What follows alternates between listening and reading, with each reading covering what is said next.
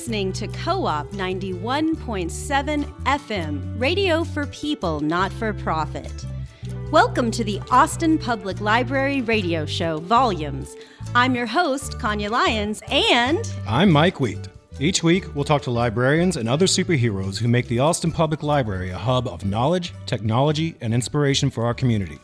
Volumes. We bring the library to you every Wednesday at 7 p.m. Today we're going to interview Andrew Murphy, who works at the Terrazas branch.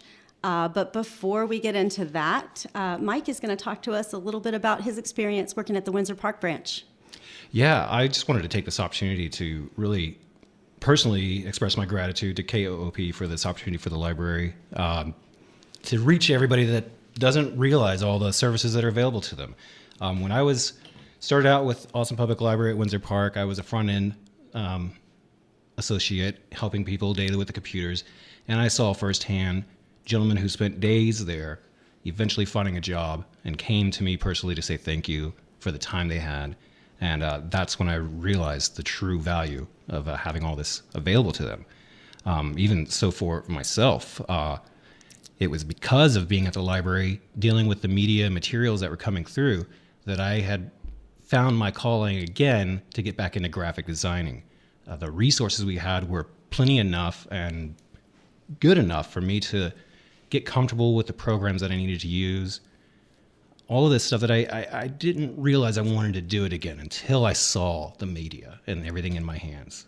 And it really woke me up. That must be a pretty good feeling. It was. I didn't realize I was lost until I found the library. So the library inspires you and lots of people. It put me on the right path. In addition to some of the things you were talking about, we have a lot of really exciting events and programs that happen at libraries all over town. And we have some librarians who are going to tell us a little bit about what's coming up this week in Austin, Texas. My name is Blair Parsons, and I am a reference librarian at the Falk Central Library. Thursday, November 3rd, the Terrazas Branch Library hosts Controversy and Conversations, a difficult dialogues program. This month's film is GTFO, a 2015 documentary about misogyny and discrimination in the $20 billion video game industry. The film screening begins at 7 o'clock with discussion to follow. Friday, November 4th, the Menchaca Road Branch Library hosts an evening with Ilona Andrews. This 21 and up evening features Miss Andrews reading from her newest novel, titled Magic Binds, followed by a discussion and book signing. Seating is limited to the first 50 folks, and tickets will be given out beginning at 5 o'clock. The event begins at 7 o'clock, Friday, November 4th. This is Kathleen Houlihan, the teen librarian at the Falk Central Library downtown, bringing you all the teen and tween events happening across the Austin Public Library system for the upcoming week. This Saturday, November 5th, the library has a ton of events for youth going on. At 1 p.m., teens can learn how to code at the Carver branch, take a free creative writing workshop from Badger Dog at the Terrazas branch at 1:30, add a dash of art to some STEM skills at the Little Walnut Creek branch at 2 p.m., or attend Banned Books, a literature-infused rock concert from the library's own Echo and the Bats, featuring readings by Yuyi Morales and the best-selling author R.L. Stein, as part of the Texas Book Festival's Lit Crawl at the Terrazas branch at 7 p.m. And on Wednesday, November 9th at 5 p.m., the University Hills branch will be hosting Teen Geek Night, featuring fandom, anime, comic, and book discussions, plus crazy board games and more. More library programs and details are at library.austintexas.gov/events. This is Ann Minner, Youth Services Librarian at the Old Quarry Branch. The first week of November is time for laughing skulls, lively music, and mask making, along with books, stories, and fluttering butterflies. The Austin Public Library presents Dia de los Muertos, a program for all ages. Details about this family, literacy-based art program at library.austintexas.gov. Recycled Reads. The Austin Public Library's used bookstore is more than books. As you prepare your home for holiday guests, you may wonder, what other items Recycled Reads accepts as donations? Vinyl records? Yes, we take those. CDs? Yes, we take those. DVDs? Yes, we take those. Books on CD and tape? We take those. VHS? Yes, we take those. Maps? Yes, we take those. Puzzles and games? Yes, we take those.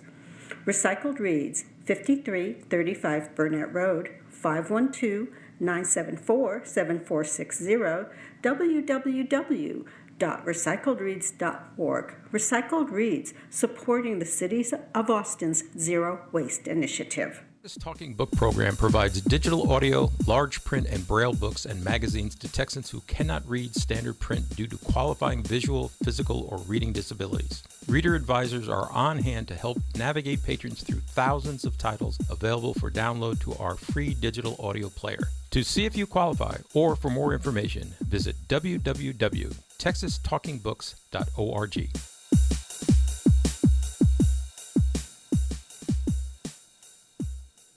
All right. Welcome back. As Blair had mentioned earlier, we have some really great programs, one of which he brought up was Controversy and Conversation. And we happen to have in the studio with us tonight Andrew Murphy, who runs the program. But let's start off with a little bit about Andrew first. Tell us about yourself. All right. I'm Andrew. I'm 6 foot tall, about 165, 36 years old. Single? So you work at the Terrazas branch, yeah? Yes, I do. So tell us what's unique about the Terrazas branch. There's a lot of unique things about that location. It is right on the edge of downtown, so it's not as big as the Central Library, but it's kind of a downtown community that uses the library. And we have some special programs at our location, which I believe is why we're here to talk about them. Absolutely. And the Controversy program tomorrow night is happening. We're screening a movie called GTFO, which stands for something we can't say on the radio. But it'll Use be your imagination. It'll be the last screening of the year. We do not do it in December because of the holidays. But the program will pick up again in January of next year. Definitely. It's been one of the Awesome. more popular ones. And this program, you do it as a partnership with the Humanities Institute of UT, is part of their Difficult Dialogues program. And so, I mean, you had this idea to do this program right before they even became a partner. So, like, then you just kind of naturally found like the perfect fit. Is that It did what happen happened? pretty naturally. Actually, before the program started, I watched a documentary called The Revisionaries, which is about the Texas State Board of Education. Mm-hmm. And I just wanted to share it with everybody as soon as I finished watching it. So my first thought was to screen it at the library. And the event got approved from my manager at the time, Frank Schmitzer. And it was just sort of a one-off event. And afterwards, Frank wanted to turn it into a program. And it just happened that one of the staff members from the Humanities Institute, Melissa Biggs, was in attendance, and she got in touch with me on her own and suggested something similar. So it just kind of worked out in terms of the timing that it wasn't really my idea. Frank really wanted to turn it into a program, but then Melissa from the Humanities Institute also wanted to do that. So it just kind of worked out perfectly to turn it into more than a one-off event. like a synergistic kind of creation story? Well, so let's back up a little bit. You haven't always worked at the Terrazas branch. You've kind of moved around. So how did you end up at the Austin Public Library, and where all have you worked in your time here? I've worked at a bar on 6th Street when I first moved here, the Liberty Bar. And I worked for a fulfillment center when I first moved here. It was the first job I could get. What's a fulfillment center? It's sort of like Amazon, but it's not Amazon. Oh, okay. Gotcha. Yeah.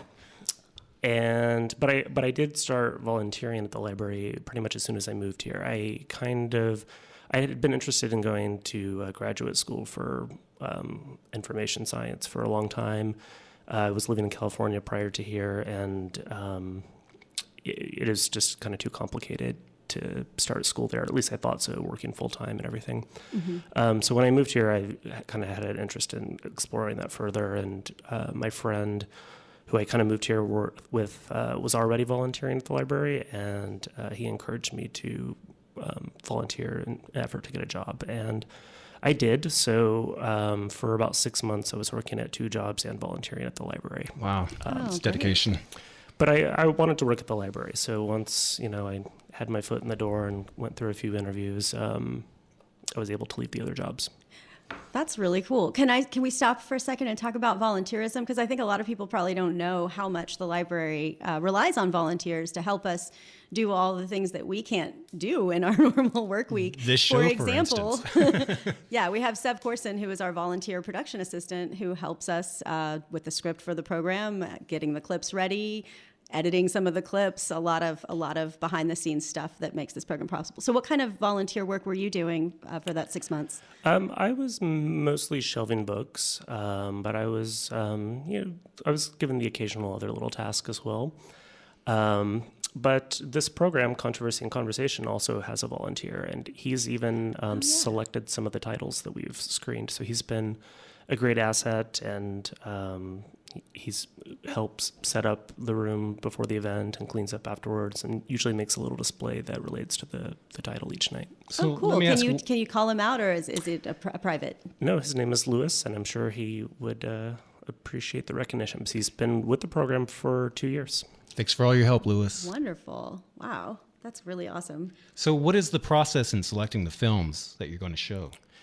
Well, there's actually been a lot of input from our partner at Humanities Institute, Frank, when he was still around at the Terrazas branch. He retired, but didn't mean to make that sound negative or weird. He's alive. He just quit working for APL. Retired after many, many years of dedicated service at the library. We miss you, Frank. Yeah, so he had some input. I selected some, our volunteer Lewis did, but I believe at least 2 of these were also selected from people that have attended the event. So we've even, some of our program attendees that come regularly have also had some input into it. You ever had the community call for any specific subjects to be shown? Yeah, well, I know Shadows of Liberty was a title we screened that somebody recommended. I believe Merchants of Doubt was another title that I believe somebody from the program recommended.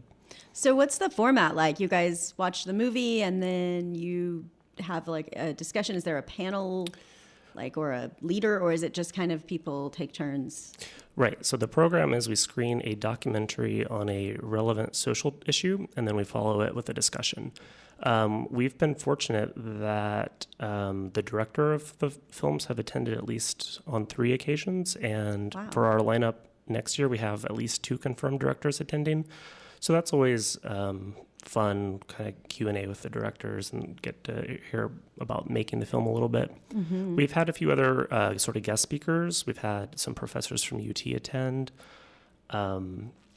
But when there's not a special guest, we just kind of have a sort of open conversation.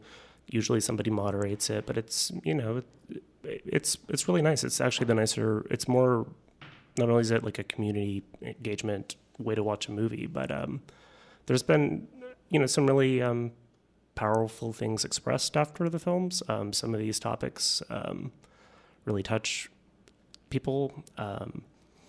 For example, we screened a movie earlier this year on transgender, and there were some parents with their teenagers, and some tears and shoulders being rubbed. And so, we screened one on abortion, and a very elderly woman shared her experience. And so, yeah, it's the conversation following the movie can be pretty engaging. Well, it's great. A lot of those subjects need to be talked about more, but it's so uncomfortable. So it's really wonderful those folks have been able to find your program and a platform where they feel safe enough to discuss these things. Absolutely. In what ways is it, how do y'all go about just kind of creating that sense of community and like letting people know that it's a safe place to express themselves? Is it just sort of in how it's moderated? And a little bit. It's so far, Frank did a really good job of he was a pro, and he asked questions that were just very open-ended and could be approached in any way. And the times that I've moderated the program since he's left, I've just tried to kind of do that too. It's pretty free-flowing. I just generally ask, what do you think about it, just to start things off. And, a lot of the people that attend regularly enjoy that aspect of the program, so they usually like to engage in the conversation. And Yeah, we have a pretty diverse group of people that attends the program. So there's there's never been any heated I was gonna arguments or ask if anything. Not too bad. You don't need bouncers for this event. That's good. Yeah, not yet. I attended one of the events, the one that was a part of the Talk Green to Me series, and it was such an amazing movie, and I really enjoyed the discussion. I learned a lot more about the subject, and it kind of left me wanting to learn even more. So I think that's a really great way to get people involved in these conversations on a bigger scale. Right, and that title was called Beyond Pollution, which is about the BP oil spill in the Gulf. And there's some other documentaries on that very topic. And that's something that comes up often, too, is people want to know more. A very common thing after screening these films is people will ask, what can I do to change this? And in some cases, I can just direct them to other similar documentaries on the same topic. But I mean, each issue has different set of problems. But usually, actually, a lot of the titles do attract people that are related to the topic in their profession. Oh, right. So we get a lot of people that come. Let's see if I can find an example looking at one of these past titles. Actually, this isn't what I was going to say, but I'm looking at the titles we've screened. And last year we screened one called The Homestretch, which was about teenage homelessness. And the director of the film could not attend the screening, but she was in Austin the week prior to that. So the Humanities Institute hosted a really nice luncheon for the director, invited all of the various community organizations that work with homelessness to the luncheon.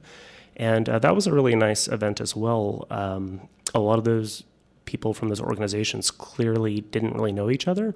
They knew of each other, but had not met. So it was really nice to see them get to come together. And then the following week at the screening, they all came to that too. So we had all sorts of experts on the subject there that night. That's really awesome. Yeah, we last week on the show, we listened to an excerpt of a podcast with Lori Renteria, where she talks about Homer the Homeless Goose and kind of touches on some issues of homelessness that affect us in Austin. And you've shown a couple of films that touch on that, right? The screening of... there was a documentary about the Challenger Street newspaper. Is that right? Yes, that was a not related to this program, but just a special screening. Okay. The Challenger Street newspaper is a local paper written and edited and published by people that are homeless living in Austin, and the library has partnered with them on a number of things. And a student at ACC created a documentary called Voices from the Street. And we offered to screen it so the public could view it. And so not part of the program, but definitely a film of controversy and conversation. Yeah. Along the same lines. Along the same and lines. Art from the Streets, was that a part of controversy and conversation, or that was part of oral literature? Yeah, that was neither. That was also just a separate event where the branch I work at, as I mentioned, is downtown. So a lot of our customer base is people that are experiencing homelessness, and just sort of a way to be more inclusive is to include our customers, and whether it's screening a documentary or displaying their artwork or hosting writing workshops. That's great. You also do another great program I just want to touch up on real quick, Literature Live. Nope, that's not it. That's somebody Oral else. literature. Oral literature. Excuse me. And you just compiled a really beautiful volume. Tell us a little bit about that project. Right. So Mike is referring to a book that the library just published last week. And it features writers that have participated in the program over the last 2 years. It has 49 writers, I believe, in the book. And you can pick it up at the Terrazas branch and other library locations. Some of our outreach programs, I think you'll find Tony Grosso out there with a few to hand out. Yeah, it's a really nice looking book. It's perfect bound and has a letterpress cover. Beautiful color. It's a beautiful book, and it's got a little bit of almost all the people that have actually participated in oral literature, like most of the poets and writers. Yes. I think maybe only about 4 people that have participated in the program in the last 2 years are not in the book. And so, yeah, I think this one has 49 people in it. I believe we're going to do a second volume, sort of a youth-oriented audience. Oh, wow. We've worked with Austin Batcave for this program, and we're going to sort of do a little special book featuring them, and Echo and the Bats, and some Phil Yates, and some other youth writers. Oh, that's awesome. That's really great. So in just a little bit, we're going to listen to an excerpt from a podcast of oral literature, which is just another iteration of that program. So it's done live every month. Yeah, so the program itself is a public reading event the last Wednesday of every month. It typically has 4 local writers sharing their work. But yes, it's now expanded into a podcast and a book. The podcast clip we're going to hear from is No Glycon and Jason Costanzo. Mm-hmm. Both of them have participated in the program a couple of times, and No Glycon helped create the program, including the name. And I believe this is a clip from he wrote a play, and it's 3 characters, but only one of them has a speaking role. Oh, awesome. And we're going to go into that clip after just a few announcements. You're listening to Co-op Radio 91.7 FM, Hornsby, Austin. Radio for people, not for profit.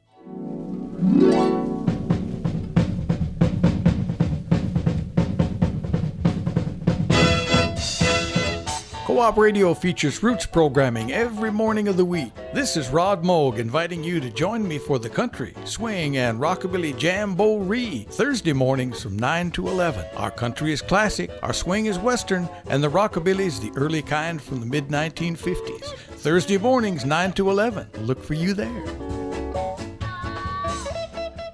This is Ann Minner, Youth Services Librarian at the Old Quarry Branch. During the first 2 years of life, babies and toddlers learn about their world through their senses. Anything that they can see, smell, taste, hear, or touch adds to their discovery of the relationships between their bodies and the environment. Board books are books that are made for babies and toddlers. They're called board books because the pages are made out of a thick paperboard. They're created for little hands to pick up, turn over, even practice turning pages. They're durable and virtually indestructible, so they can be dropped, stacked, stepped on, and even the occasional taste will not destroy them.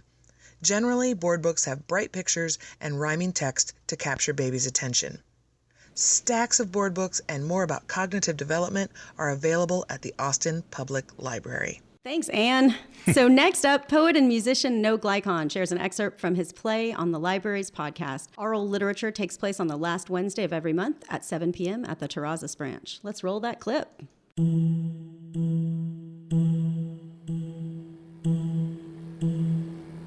Thanks for tuning into the first episode of the Austin Public Library podcast edition of Oral Literature.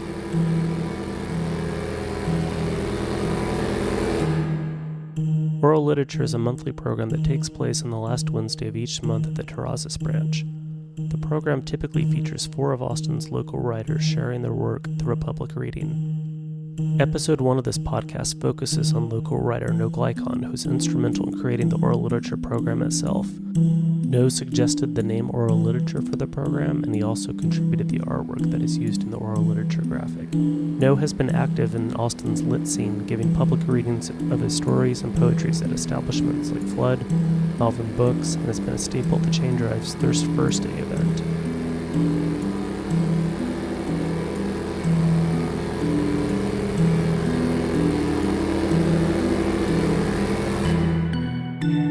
No has published zines, a book, and has recently completed a book that is pending publication. This first episode of the Oral Lit podcast features a play that No Glycon recently wrote and was first performed in early December at the Badlands on Chacon Street in East Austin.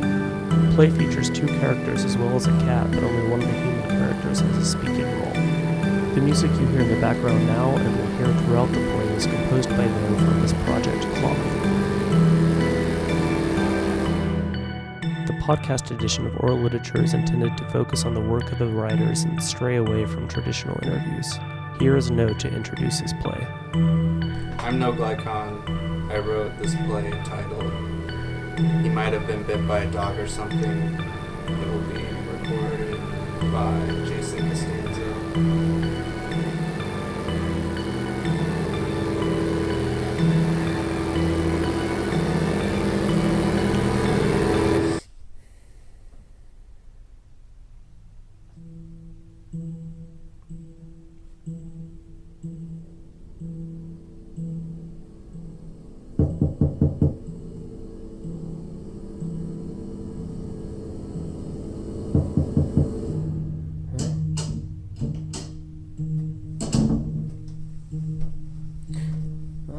Hey, man.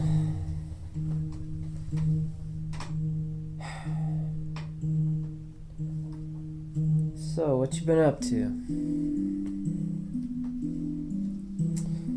I just been chilling out, working on this short play for Hannah's gutter show thing. I showed the current edit to her. She said she liked the cat. That the last minute could be cut.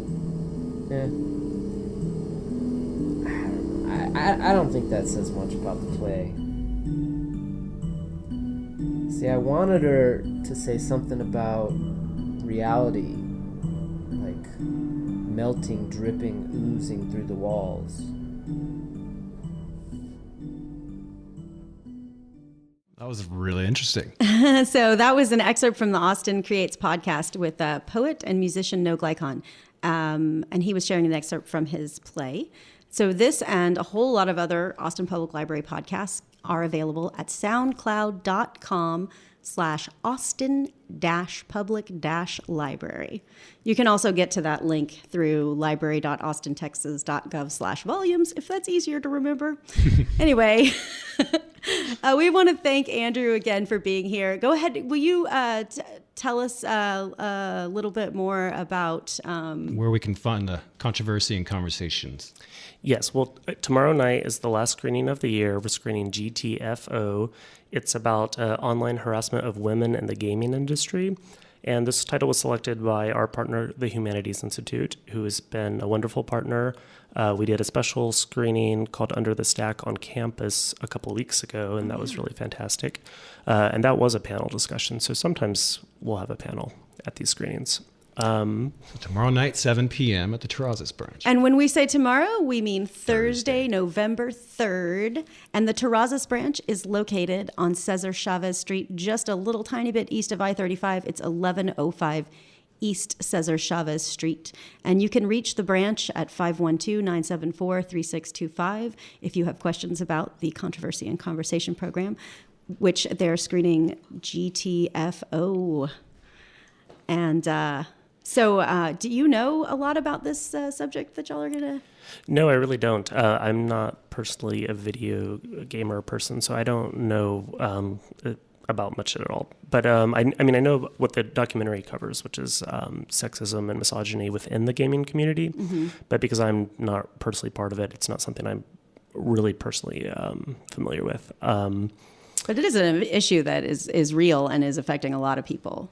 Yes. It focuses on an event called Gamergate, but it's much bigger than that. It's just part of the culture of video gaming that just kind of excludes women. Gaming online, interacting with other people, and how they're treating each other. Yes, specifically how they're treating women and excluding them from the industry. Yeah. That doesn't surprise me one iota. Well, thanks so much, Andrew, for coming here and talking to us about all your programs. Additional information about all the resources at the Austin Public Library can be found at library.austintexas.gov. Again, that's library.austintexas.gov. Thanks, y'all. Thank you. Thank you.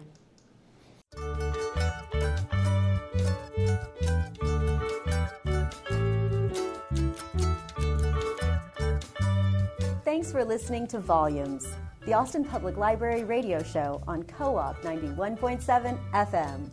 A special thanks to our audio engineer, DJ Harris, and our volunteer production assistant, Sev Corson.